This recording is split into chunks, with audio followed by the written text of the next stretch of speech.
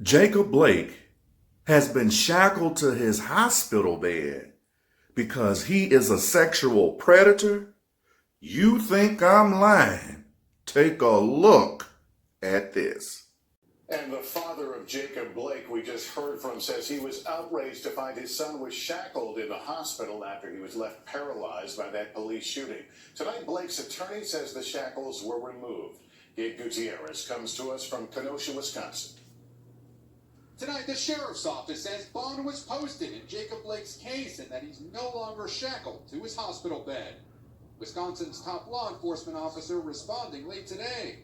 Do you believe that it was appropriate for him to be shackled to the bed, given that he was paralyzed from the waist down? I do not think that Mr. Blake should have been in handcuffs, no. Earlier, Kenosha officials said the restraints were standard procedure. He's being guarded because he's under arrest, and yet it was for an outstanding warrant for third-degree sexual assault. Today, state authorities identified 2 more officers at the scene of the shooting. Investigators say Officer Vincent Arenas unsuccessfully deployed his taser trying to arrest Blake. And that Officer Brittany Marinek was also there after a woman called 911 saying that her boyfriend wasn't supposed to be on the premises. Wisconsin's Attorney General says only Officer Rustin Shesky fired his gun and that Blake admitted to authorities he had a knife. He was interviewed after he'd been shot 7 times. There have been a number of interviews conducted in this case. Today, a court hearing was postponed in Illinois for Kyle Rittenhouse, the white teenager now charged with the murder of 2 protesters earlier this week.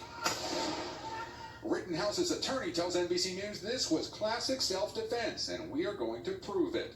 But Rittenhouse's case has outraged Blake's family after he was seen in this video walking by police after the gunfire before being arrested hours later.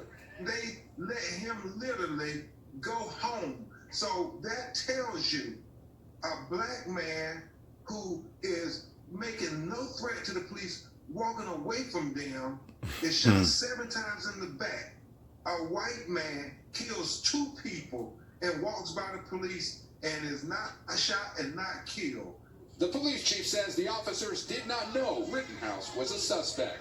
I believe everybody out there in law enforcement has been friendly to both sides. President Trump is blaming the summer's violent protests across the country on poor leadership in what he calls Democrat-run cities. That is definitely someone who is ill-informed of our community. John Antaramian is Kenosha's mayor. How much of the increased tension was due to the militias that came here? I am one of those who thinks the militias create part of the problem. Do not want them here. Tonight, more National Guard members have arrived here in Kenosha to help keep the peace this weekend. Lester?